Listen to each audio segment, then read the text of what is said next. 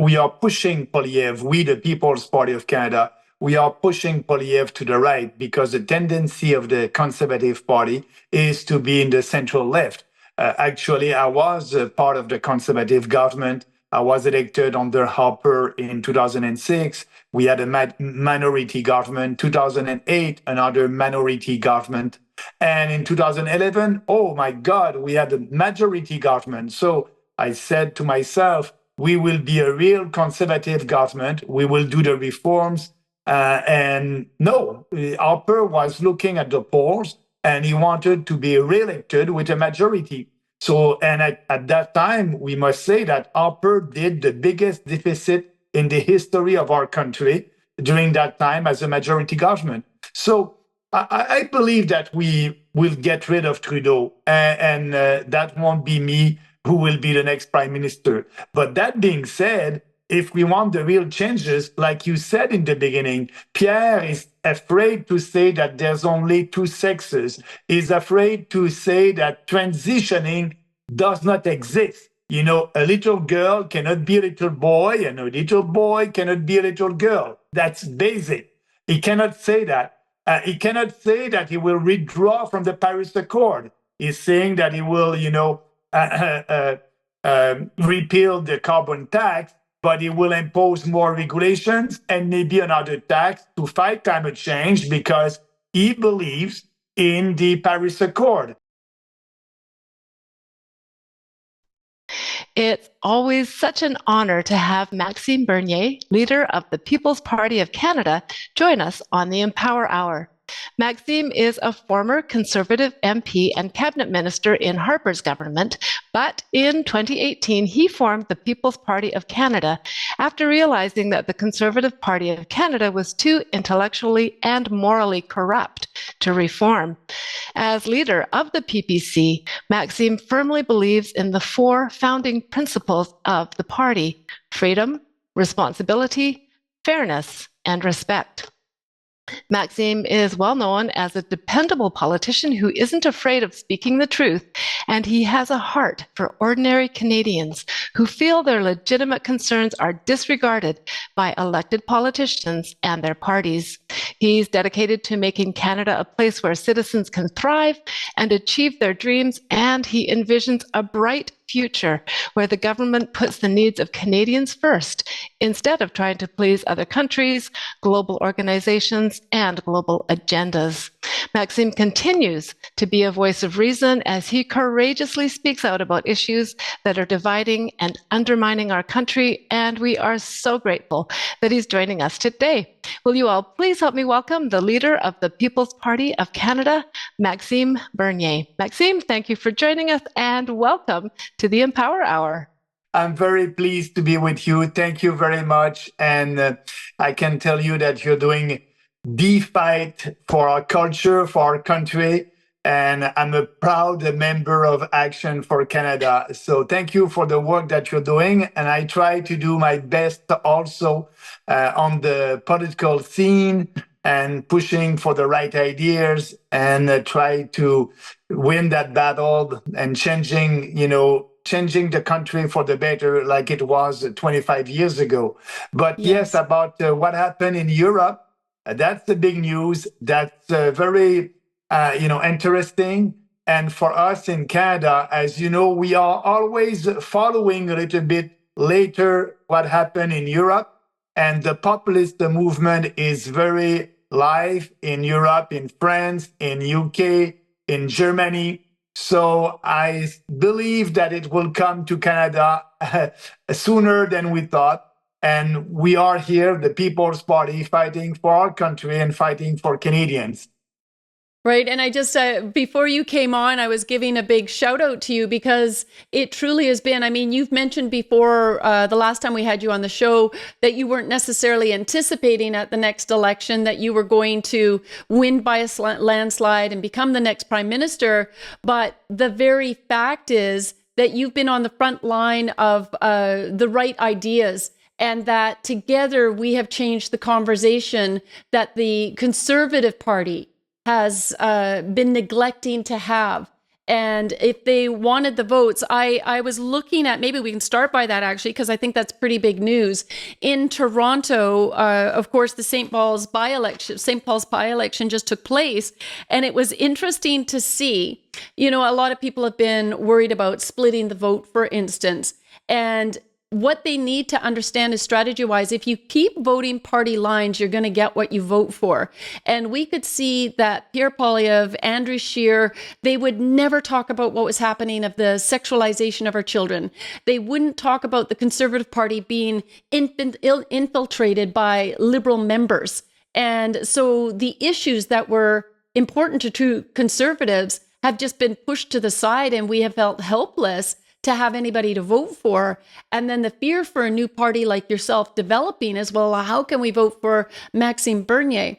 And for many months, I've been trying to bring awareness to that populist movement or nationalist movement that's been going on in Europe and the UK. And it has to start somewhere where people start voting differently.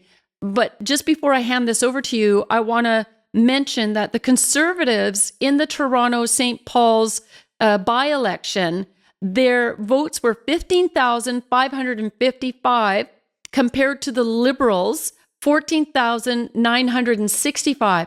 So it was a very small window, and the People's Party got 234 votes. The significance of this is when Pierre Poilievre sees this in such a narrow margin, he has to understand that he needs to address the issues of the true Conservatives in order not to lose the votes to the PPC.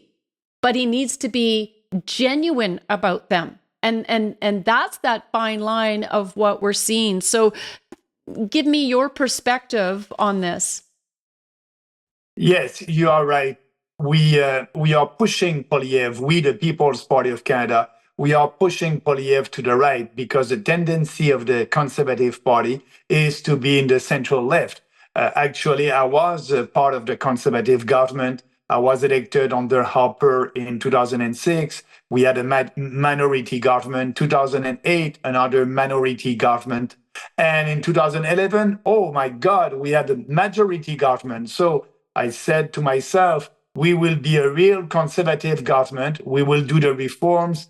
And no, Harper was looking at the polls, and he wanted to be reelected with a majority. So, and at that time, we must say that Harper did the biggest deficit in the history of our country during that time as a majority government. So I believe that we will get rid of Trudeau, and that won't be me who will be the next prime minister. But that being said, if we want the real changes, like you said in the beginning, Pierre is afraid to say that there's only two sexes. He's afraid to say that transitioning does not exist. A little girl cannot be a little boy, and a little boy cannot be a little girl. That's basic. He cannot say that. He cannot say that he will withdraw from the Paris Accord. He's saying that he will,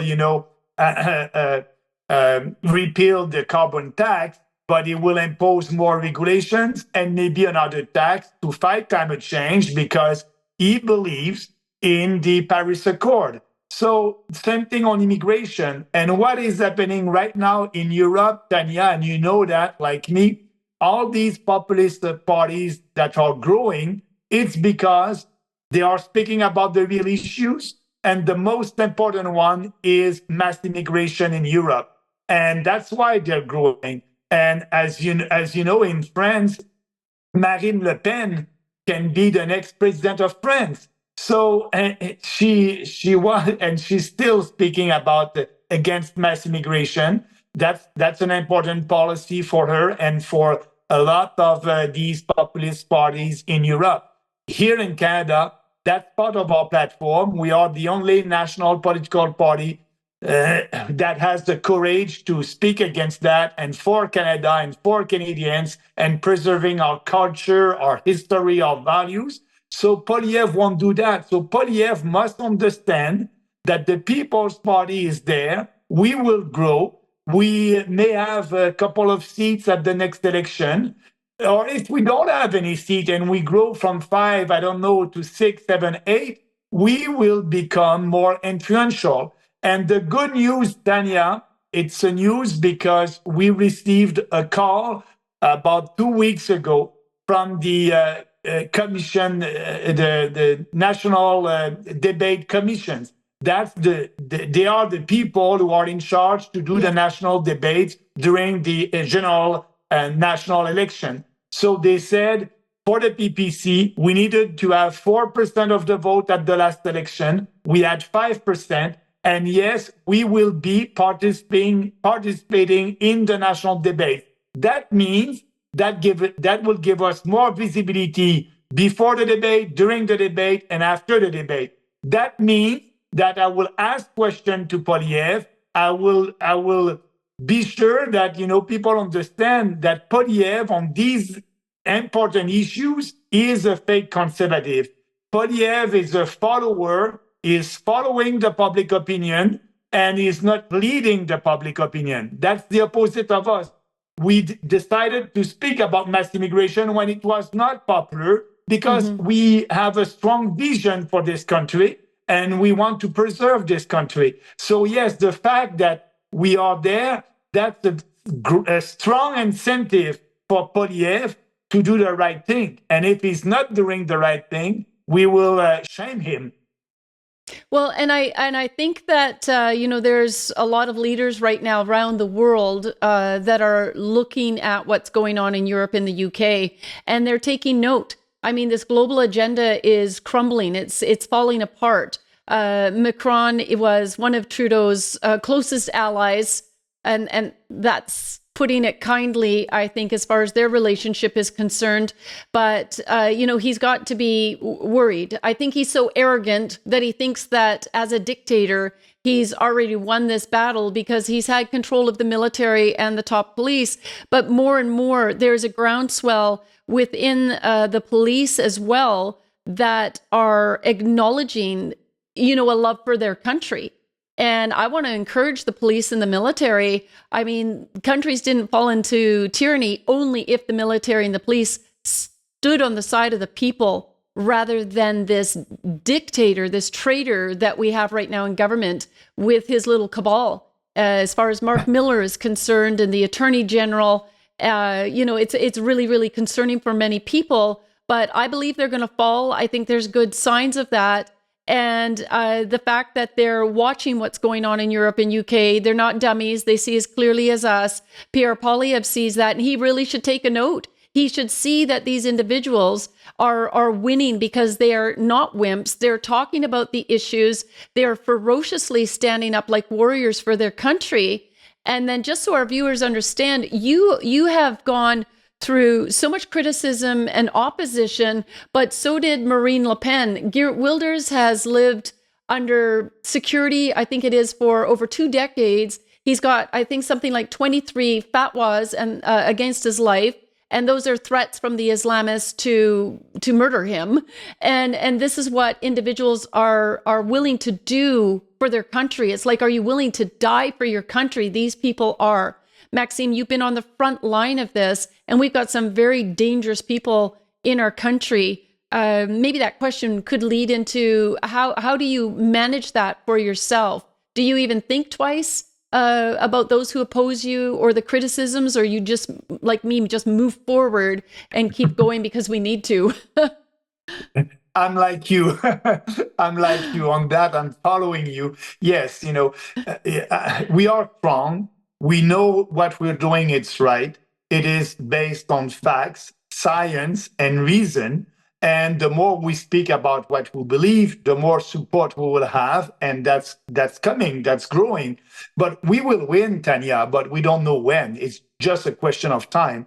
So yes, sometime, I can, walk in the street and having people that will say, oh, Bernie, I don't like your policies. I don't like you. It's okay. I'm telling them, I won't pander to you. If you don't like what I'm saying, please don't vote for me. But if you like our policies, go on our website, read it. And I hope that you can vote for us, because now we can see that the fact that the Conservative won that riding in Toronto, St. Paul's, the last time the Conservative was able to win that riding was in 1988 under Brian Mulroney, when we had that general election, and the most important subject of that election was the free trade agreement with the US in 1988, and Brian Mulroney was able to have that riding.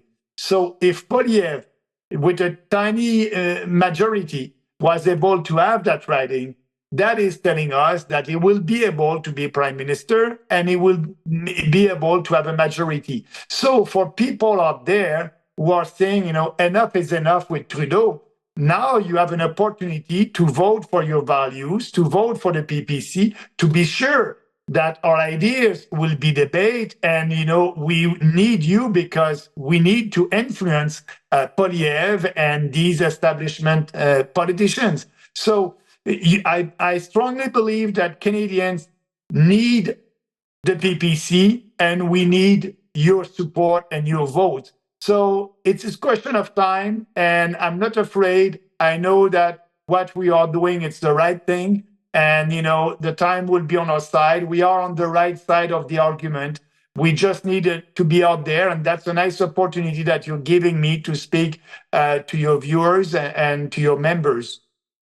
Well, I love it. And yes, Toronto is an indication that we are on the right side of, the matters that are being dealt with.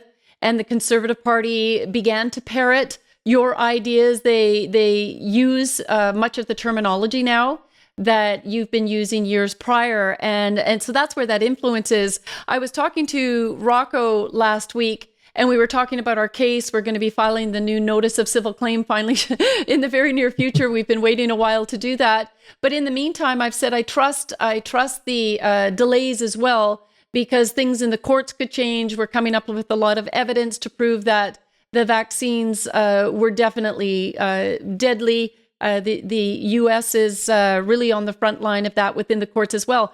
But what he said is, even just by filing, just by pursuing these cases, the vaccine hesitancy used to be around 3% in Canada.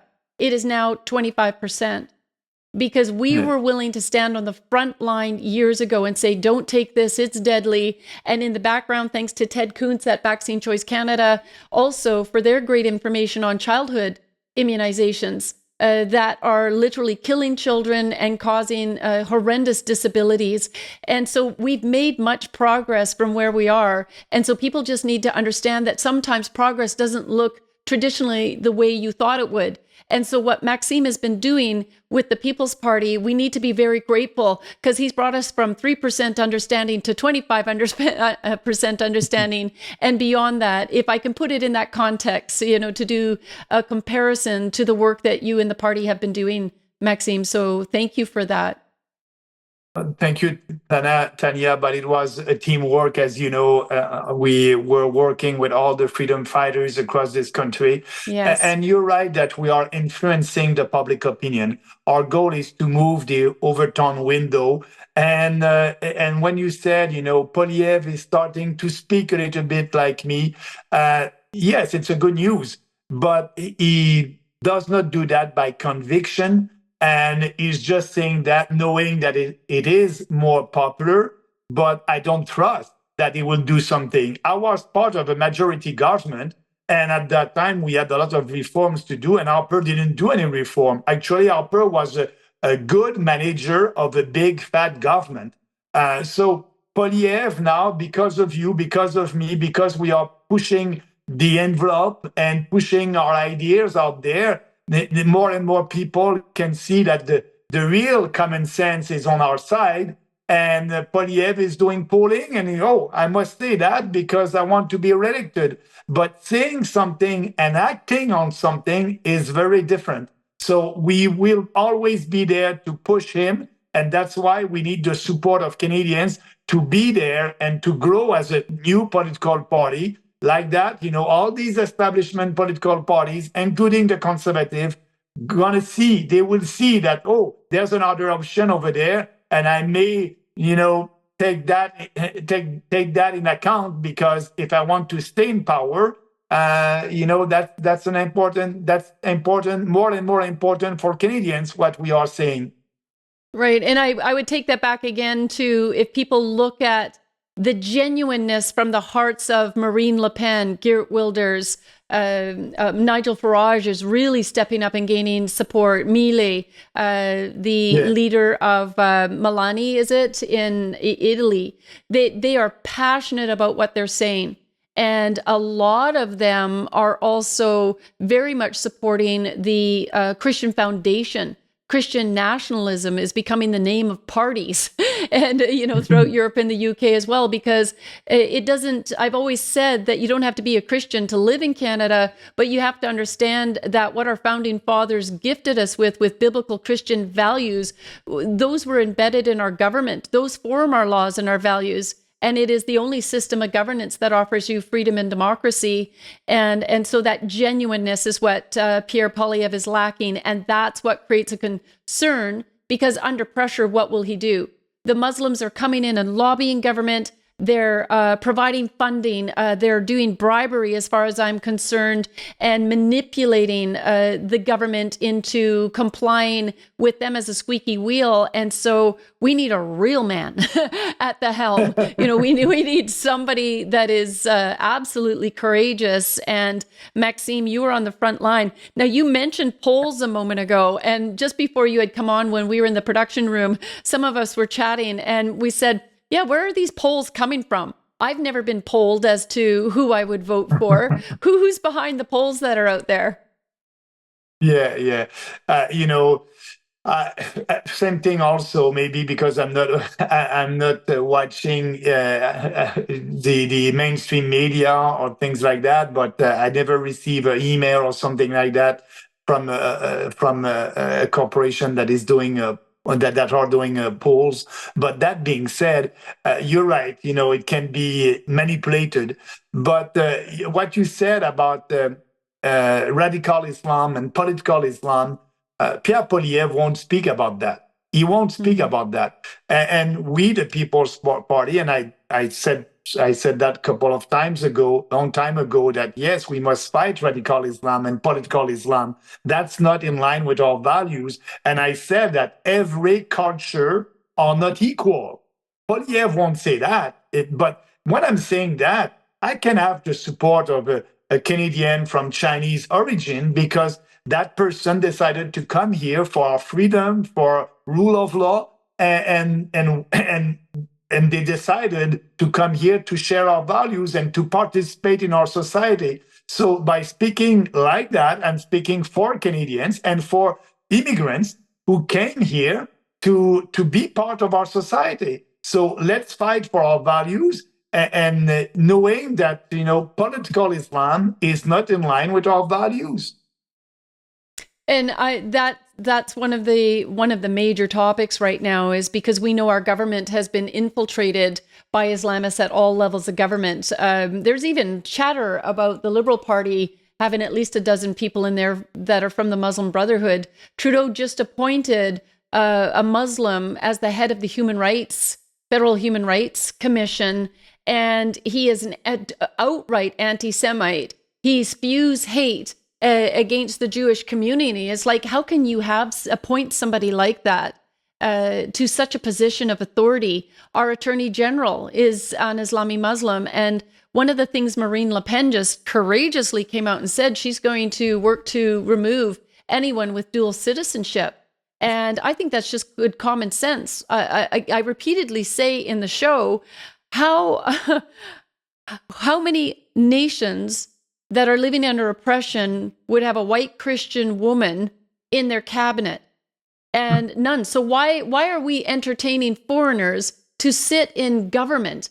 I think that needs to be completely overturned, and that we need to correct that. And we have a right and a duty to do that, to protect our sovereignty. Because each of them, there's so many Muslim MPs in the Liberal Party right now that are all pro-Palestinian, that are criticizing the Jewish community. And this is putting the Jewish community at greater risk and threat, and emboldening the Muslims who are a 2%, or 5% or something of the population. What's going to happen when they double? People really need to consider this when they say, is it okay to talk about this issue? Absolutely. If the Muslims don't want to turn around and let Christians in the 56 Islamic majority countries run for office, then why should we? allow them to run for office here? It doesn't make sense to me. And actually, what was part of the news a couple of weeks ago about, these MPs who they are not loyal to our country, but to their country of origin. So, and we need to have the names of these MPs. And we know that there's MPs in the Liberal Party and in the Conservative Party also. And Pierre Poilievre decided not to have the briefing, because if he's taking the briefing, he will know which one of his MPs are not working for the benefit of our country, but they're working and promoting their country of origin, and he will have to act on that. And he doesn't want to act, so he doesn't want to have that briefing. But that being said, the origin and the cause of that, why do we have MPs that are not loyal to our country in the Conservative Party and the Liberal Party? If you go back a couple of years ago, it's all because of the Multiculturalism Act. We were saying to these immigrants, come here, don't integrate our society, don't be part of our society. You can keep your culture, you can live in a ghetto, and that's what happened. And some of them were elected, and in parliament, they are fighting for their country of origin. Actually, the foreign policies, our foreign policy in Canada is not for the good of our country or for the Canadian national interest. It's all pandering to these special ethnic groups, like the war in Ukraine. Why are we there? Why are we giving money to Ukraine? It's a corrupt country, and we don't have to be part of that. We need to promote peace and prosperity. But Poilievre and Trudeau are together in that war because there's a lot of Ukrainians that are leaving and their vote is important. So they want to pander to that ethnic community. If you look at our foreign policy in Canada, usually, most of the time, it's not the right policy for the security of our country, because these politicians are pandering to these ethnic groups. And that's why they have some of them in their political party. So Poilievre will want the support of these communities, and that's why he's pandering to them, and that's why he doesn't do anything about these traitors that are in parliament. So you can do something. You can stand up in parliament and name all these people. We need to know who are these people that are not fighting for the security, for the sovereignty of our country. Well, and I think it's pretty obvious in some areas as well. Is some of these Islamic, I think her name is Salim. I'm not very familiar with her. She's a Liberal MP, and she's right out there pro-Palestinian. Well, and anti-Israel and anti-Jewish. And how can you do that in a Western democracy where Israel has always been our ally, and they are critical to the existence of Canada and the security of all Western nations right now? And I know a lot of people, their knee-jerk reaction, because of all the propaganda that is out there, is to reject Israel, to say that they're committing this genocide against the Palestinians, but 100% they're not. I was in conversation with some Israeli officials the other day, and they were saying, like, Tanya, this is one of the most difficult wars that you could ever imagine. Our people go in by foot. They could bring the rain. They could, if they were going to commit genocide, they would just send planes and just bomb the area. But they haven't. They are trying to limit the casualties. Can you imagine Hamas trying to do that? They send notices in, flyers in to say, we know that there are Hamas tunnels here, and so we're going to come. There may be hostages there, and so we're going to advance in this area. And it's Hamas that's killing their own people because they don't want them to leave, because they're using their citizens as human shields. And it's so egregious, the crimes that are taking place there, as Israel is fighting for their life as that one small country where everything else around them has been overtaken, which used to be thriving Christian nations. And people still don't get it. For lack of knowledge, they would rather go with the mainstream and continue to say that Israel is committing a genocide against the Palestinians. It is one of the most difficult wars I've ever seen. And actually, if you look at everything that is happening around the world right now, the war in Ukraine, the war in Gaza, and because we don't do any screening with our immigrants, and we didn't do that, and so they're coming, and we don't ask them to be part of our society, to integrate into our society. They're coming to Canada, and they're bringing here in Canada their internal conflict in their country of origin. So we have, protests and people that are coming from Africa or for other countries, and they're bringing their ideology and their conflict in Canada. So that's why it's so important to do that screening and to stop mass immigration. And we need to have a moratorium on immigration, because the impact of that on our culture, on our society, on our standard of living, the inflation, housing prices, all that is because of that mass immigration. 1.2 million newcomers every year. We cannot afford that. We cannot.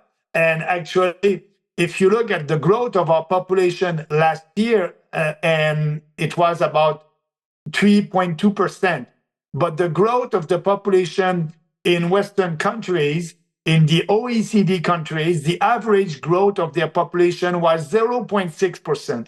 So 3.2% in Canada, that is mass immigration. And we can see that it's mass immigration because the impact on our society is huge.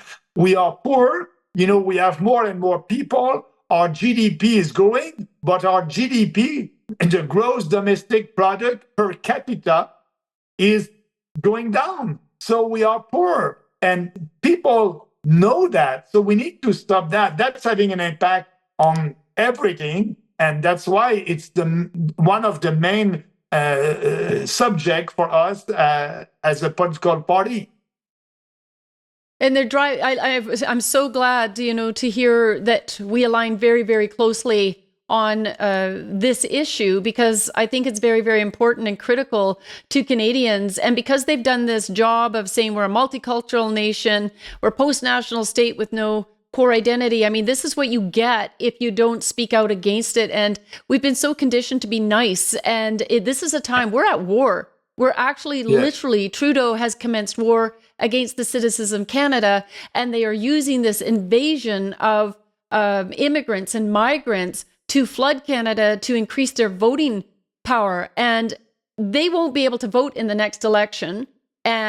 But is he waiting for 2029 where he thinks he's going to get reelected because the Muslims are going to remember these favors? He's focused on bringing Palestinians out of Gaza. He's failed at that because Israel will not release the Palestinians. So now they're being smuggled into Egypt, and Trudeau is bringing them out of Egypt just to please the Islamists in Canada, who are 2 million. The majority of those can't vote. They're children. Maybe their women can vote. I don't know. Maybe they'll make exceptions because they're here in Canada. But do you know what I'm saying? I mean, this Islam has never, ever lived at peace with Western civilized nations. And you tell me one country where they're living at peace with anybody, and it's zero. And the countries that they're invading, they are causing destruction and violence, and it's not going to end unless we completely eliminate them as a culture within Canada. And that can seem harsh, but why are you here if you don't want freedom? And why didn't you take an oath on the Bible when you came to Canada? I mean, there's so many simple things, Maxime, that we could change in order to turn this around. And they're welcome to come and visit. They're welcome to come and integrate. But if that's impossible for them to do, then it is the right thing if we want to have a nation to gift our children with, because they're going to say, what did you do? The rape culture is already here. On my weekly news update, I'll be providing where Islamists are now in Canada sexually assaulting Canadian women. And just in closing, I had Tommy Robinson on the show last week and did an interview with him. And he was talking about the rape of Britain and how the governments and the police and the human rights are doing nothing about this because it would be considered racist or intolerant. And it's like, are you crazy? Are you crazy? This is beyond belief. And I don't want it coming and spreading any further here in Canada. It's frightening. As a woman, it's concerning.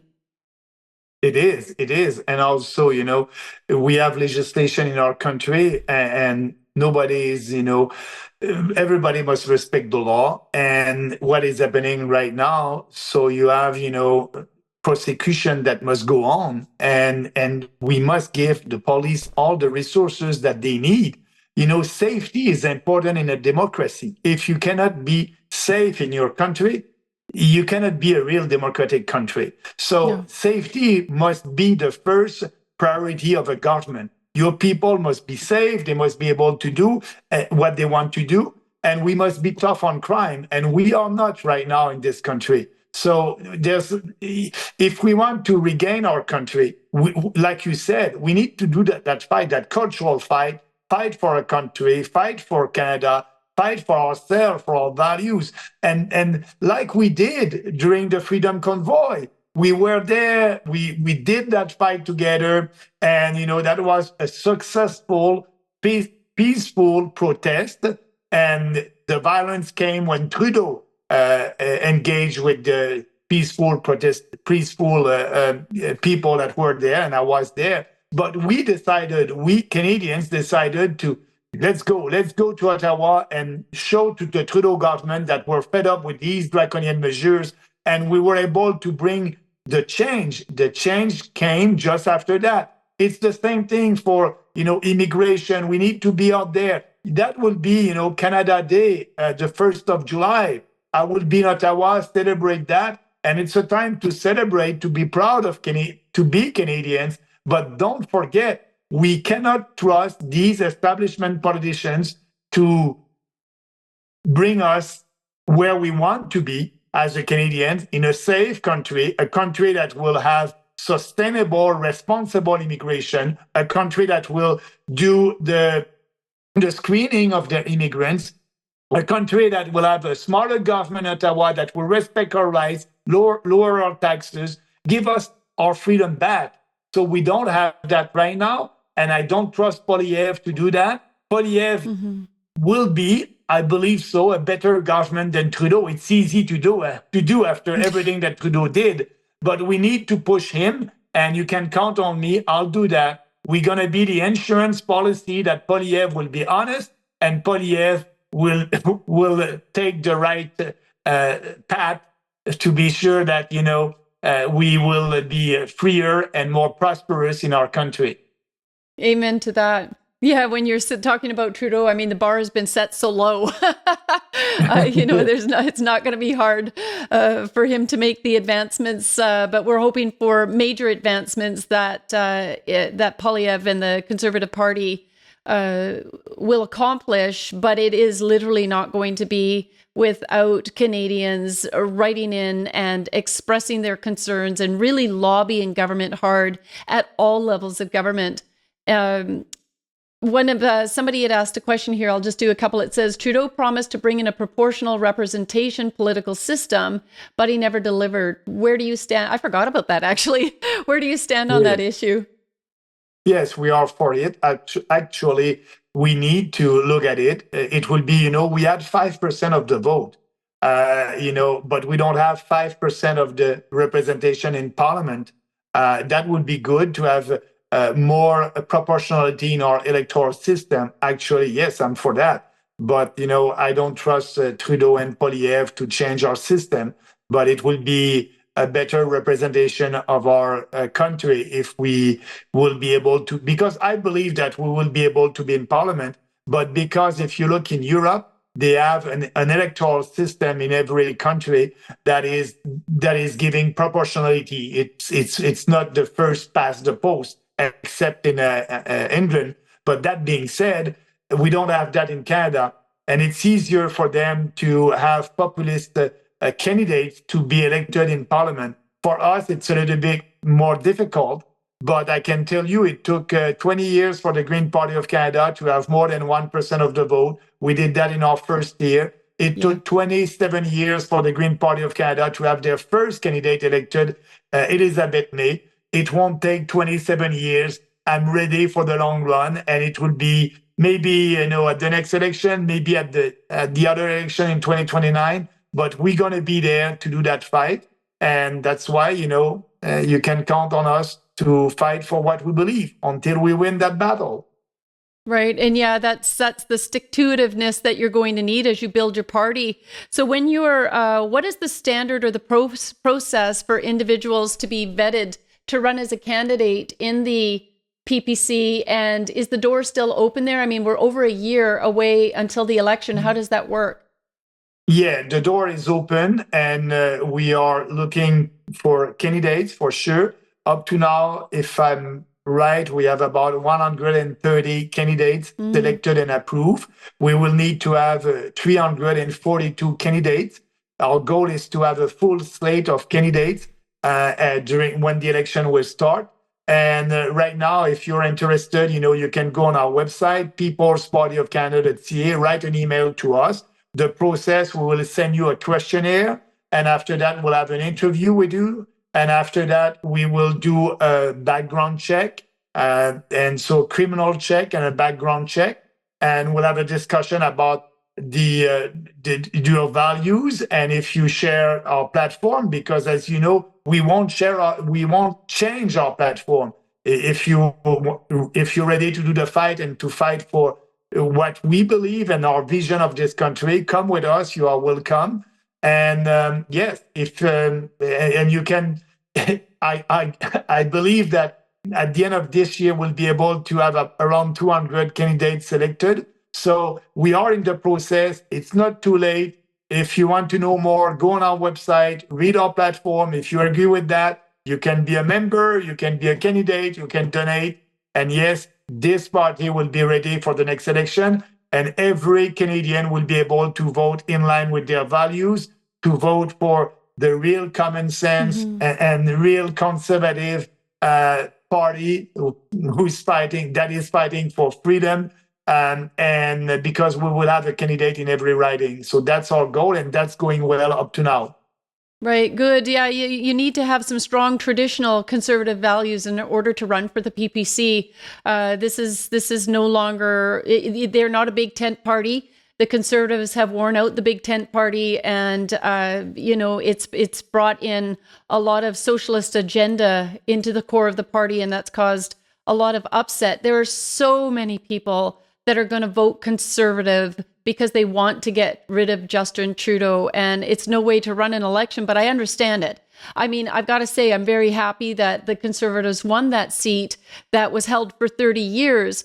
But are you going to have strategy in this as well, Maxime? Because you're going to have to fight hard to get those couple of seats. And so I'm hoping that you're going to be focusing on a couple of ridings. And then people need to understand that if that's strategically what's going to happen, then we need boots on the ground people at the grassroots level in order to do the door knocking and accomplish something like this. And if people don't understand proportional representation, like you say, that goes on in the UK, just briefly explain that to people and why I believe the Trudeau isn't making advancements to implement that. First, because he was able to be elected and to be in government. So, when the Liberals before Trudeau were not so popular, they look at the map and they said, okay, to be elected, if we have a proportionality in our system, it would be easier for us.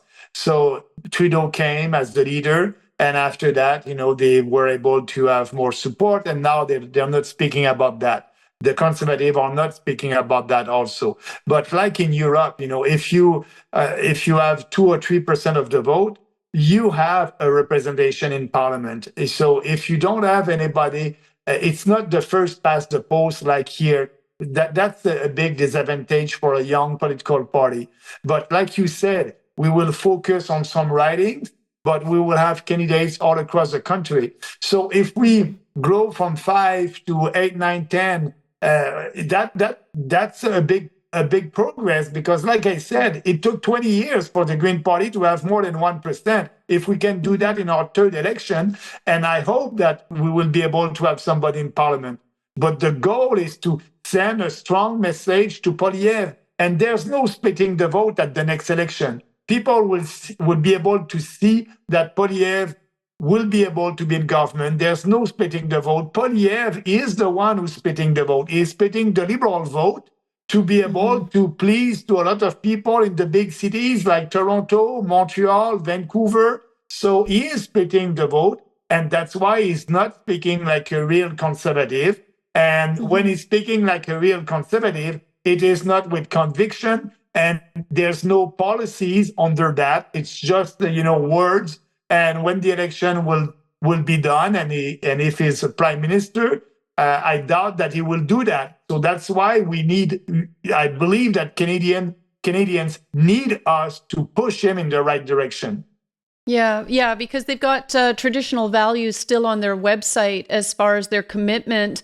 And so, you know what? He'll get all of these votes in from liberal, light, medium liberal voters over to the Conservative Party. But then I think there is a real foundation there to put the pressure on to get him back online with traditional values. And I must add to that, Tanya, also, if you are, a person who believes in life, and you want to have a discussion about abortion, you're pro-life, you are welcome in our party. But if you're going to the Conservative, Poilievre said that he doesn't want to reopen the debate. No. You are wasting your vote if you're pro-life voting for Poilievre, because he won't do anything for us. And I'm saying that since the beginning. We are open. We will reopen the debate.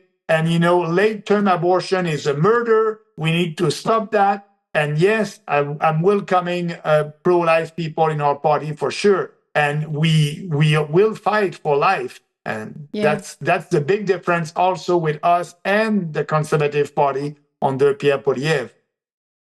Yeah, and that's one of the big issues, is that Action for Canada is a faith-based organization, a Christian organization. And in a lot of countries, throughout history, when you turned your back on God, things didn't go so well for your country. And one of the biggies is abortion and killing babies in the womb. It's murder, and then the government turns around, they're using it as birth control and to limit our population, and then turn around and say we don't have enough population growth. I mean, it's just so disgusting how they're using this, and as well as you're right on the front line as well with euthanasia.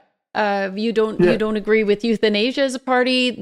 This is murder. There's ways to lovingly care for people who are going to go, from illness or being elderly into natural death, with the loving support of a team of nurses and doctors. And then you talked about late stage abortion and sex selective abortion. It's just so disgusting to think that there is such an attack against women, and people don't understand, at the levels. I mean, not only sex selective abortion, for those of our viewers who don't know that, but Muslims will, and Sikhs, I believe, will abort girls. They'll have ultrasounds and abort girls because they're not as valuable as in their community. Then we've got the trans community trying to wipe out any race women. It is just such an attack, and women are precious. They're the ones that hold life and give life. And that's important to the growth of Canada moving forward. Okay, I'll do a couple more questions because we're almost at the top of the hour here. What will the PPC do about International Council for Local Environmental Initiatives, ICLEI, and the net zero agenda, all this climate change propaganda? Yeah, like I said in the beginning, we will withdraw from the Paris Accord. We won't do anything for climate change. The climate is always changing, will always change. There's no climate emergency. So for us, we won't give subsidies to the green technology industry. We won't, give $50 billion that the Trudeau government gave to one big corporation to build batteries and electric cars.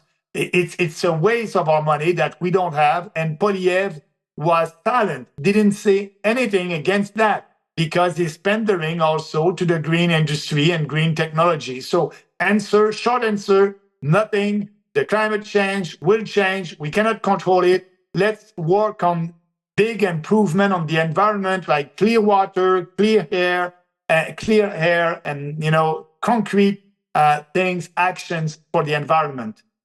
Right. I love it. I'm just so excited to hear all of this, because even with these EV and the cars and the batteries are worse on our environment than, of course, our natural resources. Anybody like Pierre could win on these issues if he just did a little research and said, no, I counter this. This is what is the harm to our environment. You're killing the natural resources. This is good for our, natural resources. Oil and gas has always served us very well. There's lots of evidence to promote that's the best, cleanest energy that we have. And he just refuses to do a good marketing job and counter the lies of the left. And so it's very frustrating. And that's why Polyev won't do that. He's afraid of the green lobby first. And second, we must say that when he's not doing that, he's doing credibility to the leftist narrative. Why are we living in a socialist country right now? Because of the conservative. They were not conservative. I was with Harper. Harper was a good manager, but he didn't do any reform, real conservative reform. No. What is the legacy of Stephen Harper? There's no legacy. Trudeau undo everything the first year when he was in government. So the fact that they're not taking strong position against the leftists and the green lobby, they're giving credibility to that narrative. That's right. And that's why we are living in a socialist country. You need to fight. You need to fight all that. But Polyev is just, following, and that's why I said he is conservative only in name. Yeah, and then a lot of people don't understand that Stephen Harper right now, I think somebody asked a question about Stephen Harper, and he's in the background there with the Conservative Party. He hasn't gone away. And a lot of our viewers need to understand that Stephen Harper, in 2018, Justin Trudeau had officially signed the Global Compact on Migration and 17 Sustainable Development Goals, but Harper wasn't a friend of Canada's. He had already signed on to Sustainable Development Goals, and he was already signing Canada away to the United Nations. And he didn't appoint judges. He didn't appoint senators. There were so many gaps there where he could have appointed conservative senators and judges, and he neglected to do that. And there was an intentional reason why he did it. And I just want people to understand that it isn't Maxime coming on here and smearing Pierre Poilievre for a reason. He was part of the Conservative Party. He understands it. People could, consider criticizing you, Maxime, for different things that you did 10 years ago or 15 years ago within the Conservative Party, but you have evolved in your growth and your understanding. And so instead of just becoming awake like the majority of Canadians have, especially in the last 4 years, you had started to become awake before that. In 2017 and 18, you were like all of a sudden going, something's not right here. And this is going in the wrong direction. And you took some very courageous steps to step away from it. So it's not about smearing the Conservative Party. It's about exposing them. And it's about saying that, there are people who marketed that they were friends of Canadians, and they were actually facilitating this incremental global takeover of our nation. And so I think I know the answer to this, but will you 100% completely pull out of the United Nations? Yeah, we will. It would be easy to do that because we will cut the funding. We will still be part of the United Nations as a country. We are a country. We will be part of that. But what they want for us is our money. They want our money. We're going to tell them the first day, okay, if you want our money, you must promote our values, and you're not doing that. You're a socialist, globalist organization, so we will cut your funding. We will still be part of that, but they won't receive any funding unless they do what we believe in, and I doubt, and I don't want to change that organization. I just want to cut the funding and do what you want to do. If you want us, just, be in line with what we want, with our values, and we may give you some money, but we will save a lot of money by doing that. Oh, well, a lot of money, and I can't even see any good reason at this point, because maybe they may have started with some good intention to have countries come together in case there was a war, to bring justice to the world.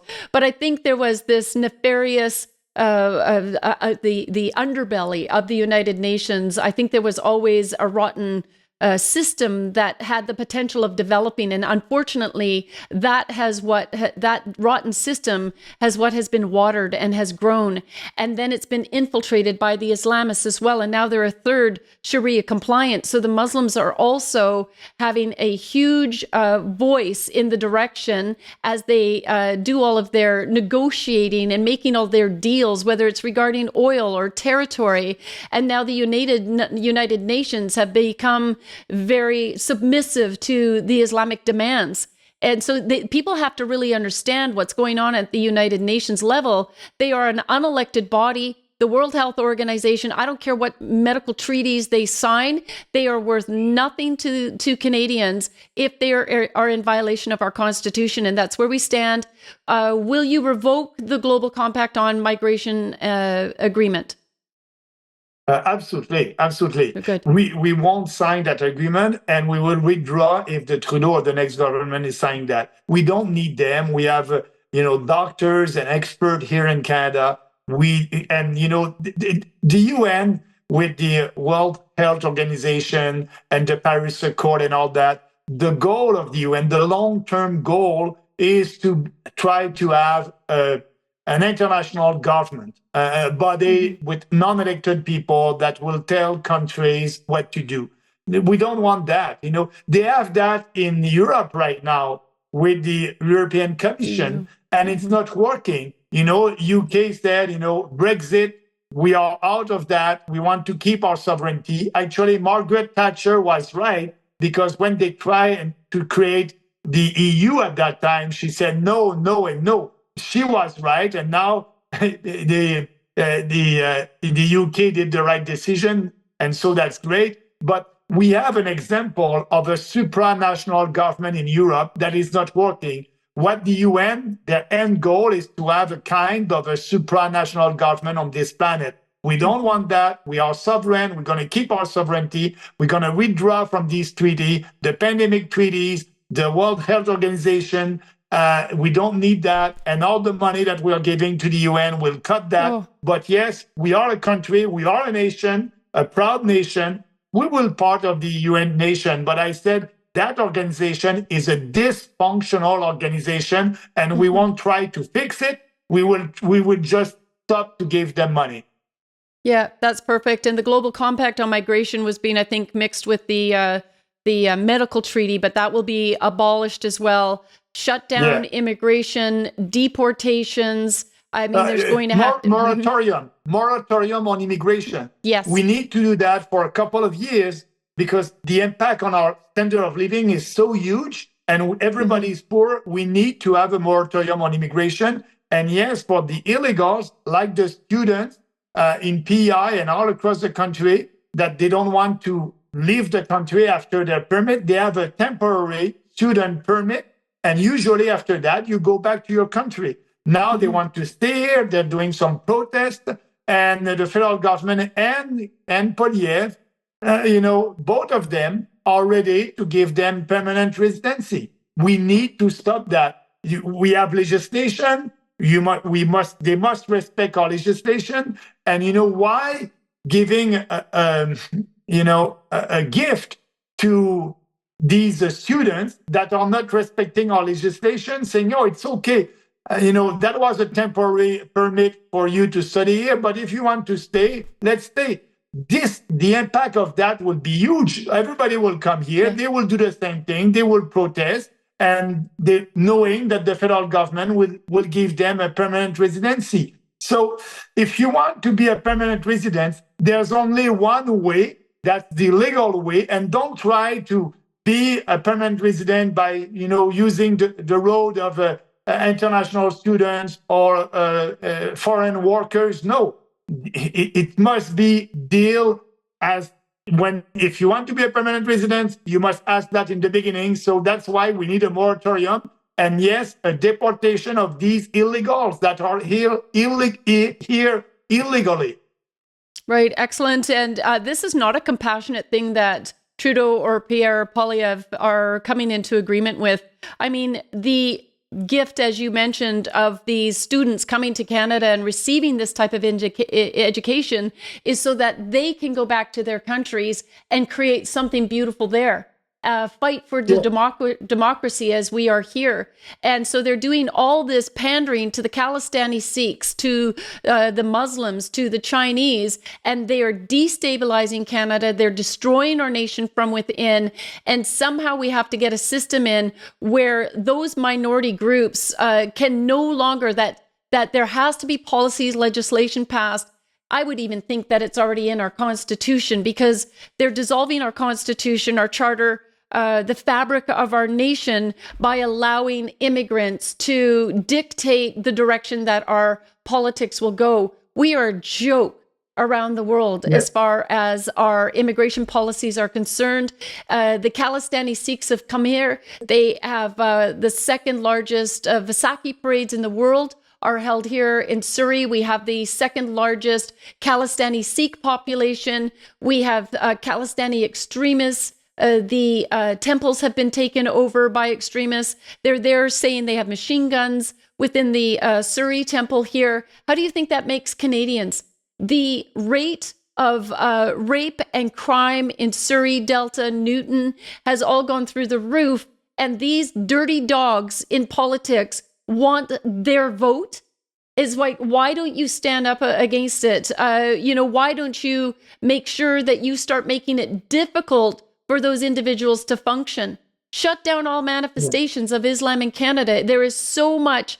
In my weekly news update, I'm going to show the amount of Islamic schools that are in Ontario, and they are teaching Sharia Islamic law to these kids. They're the future generation that are going to be voting for individuals like Justin Trudeau or Pierre Poilievre, whoever is giving them the most attention. So this country is done, Maxime, if we don't turn this around. And it makes me so sad that our viewers and Canadians en masse don't vote for the PPC with the commitment, the public commitment you've given to turn this around. This is our nation.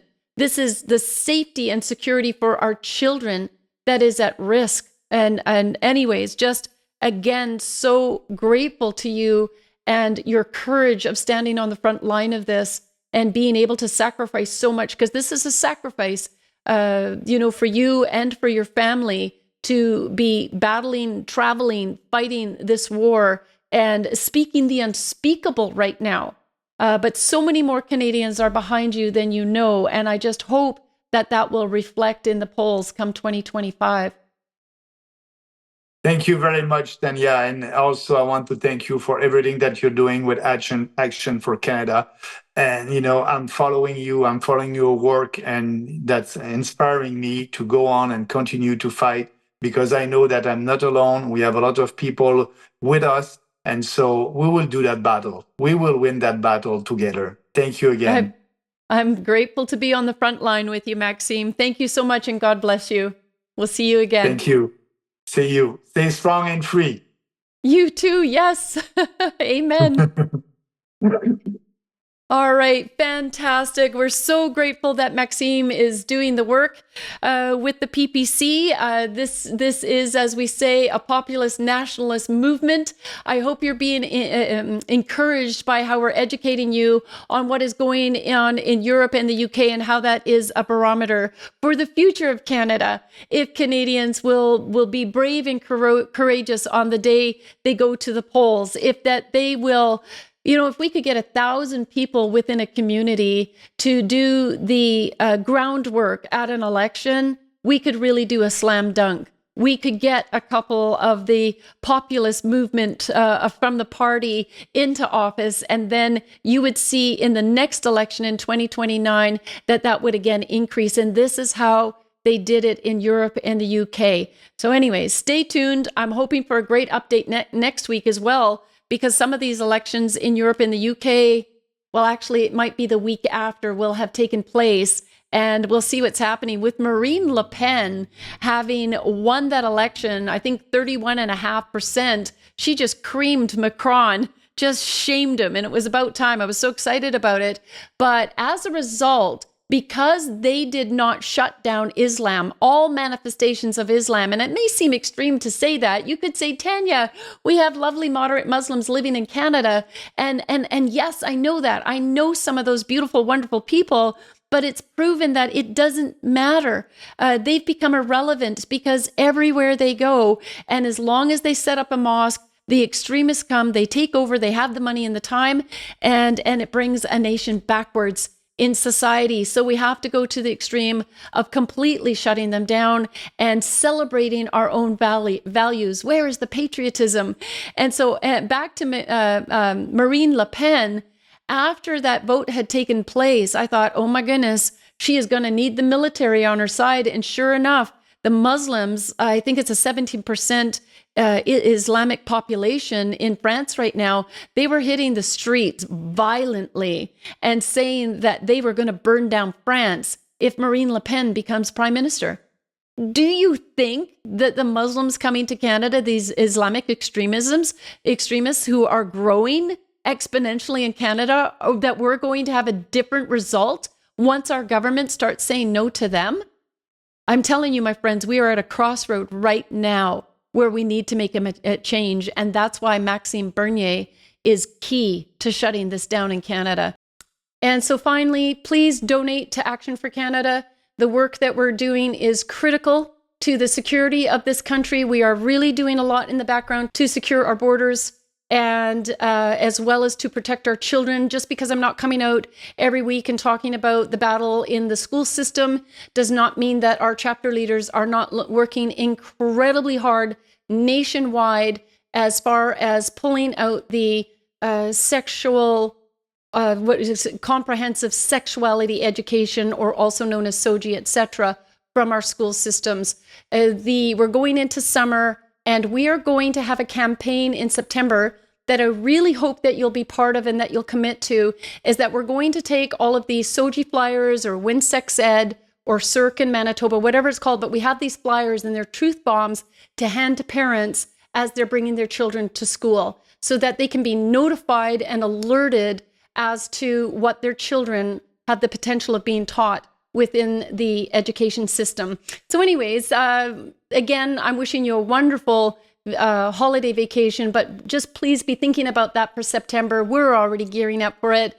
And I always, we started last year with fathers or men to bring the kids to school day or for the week. And that men would serve the notice of liability to the teacher saying, don't you dare even think to teach SOGI or Win Sex Ed to my child or I'm going to be back, right? We need the men standing up on behalf of the children. So we're going to commence that the first week of school as well. Next week, I'm super excited about it. I'm having Peter McIlvena on the show. He just texted me today, and I did an interview with him about 2 weeks ago, and he's in the UK.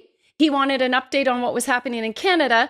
And then I asked him, hey, Peter, will you come on my show and give me an update on what's happening in the UK? He's super well plugged in. He's worked with Nigel Farage. He knows Tommy Robinson very well and other very, very good people. So you'll come and you'll be educated further on the issues that we've been talking about.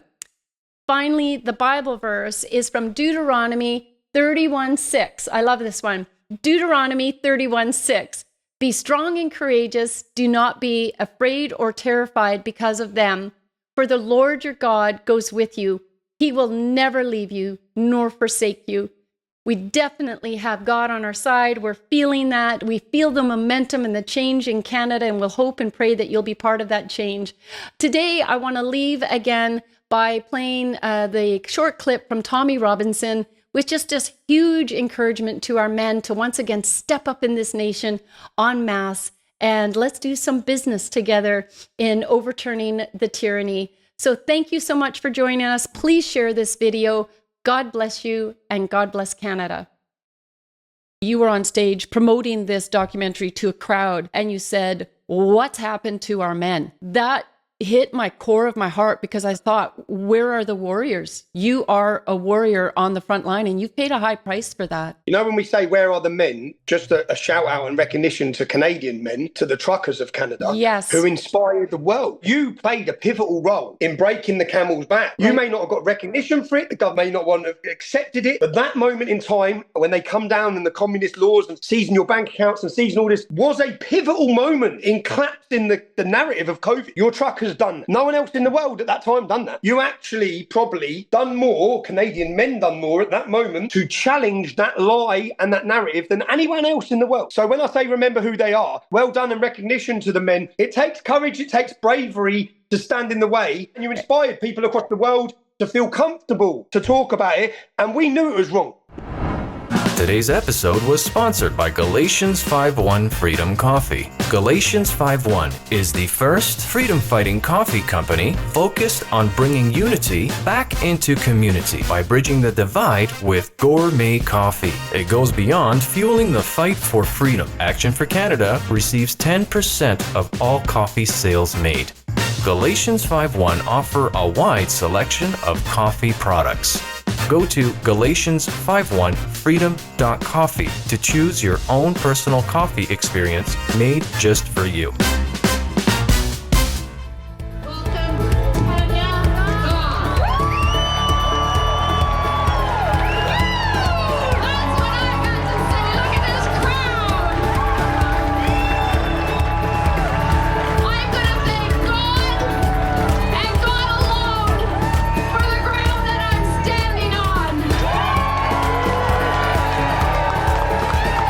I'm going to thank our founding fathers for giving their lives and sacrificing so much for our freedom. And I'm calling on you today, don't put them to shame. Don't waste what they did. We have guaranteed rights in this country.